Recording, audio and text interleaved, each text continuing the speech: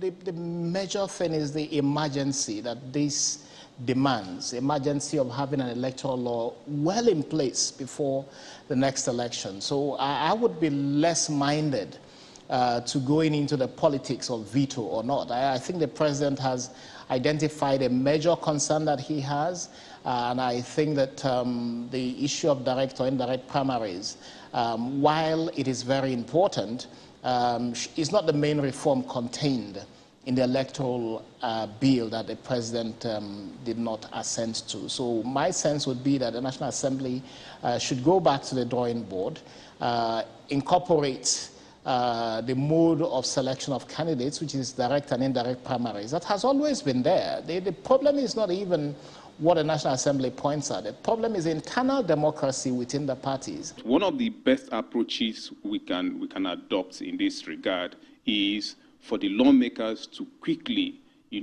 as soon as they reconvene, they should quickly amend the troublesome clause 87, to revert back to the direct and indirect modes of conducting primary elections by political parties. So I think that quickly, since that is the only contentious issue that the president has pointed out, it is not a big deal to sit down, go back to the committees of INEC and electoral matters in the two houses, amend it, bring it back, to the committee of the whole of the two houses, consider it, pass it, and then, transmit to the president. I want to believe that if that particular clause is addressed and transmitted back to the president, since that is the only issue he raised, the only concern he raised as far as the bill is concerned, I want to believe that the president will not spend more than one day in assenting to it once it is transmitted to him.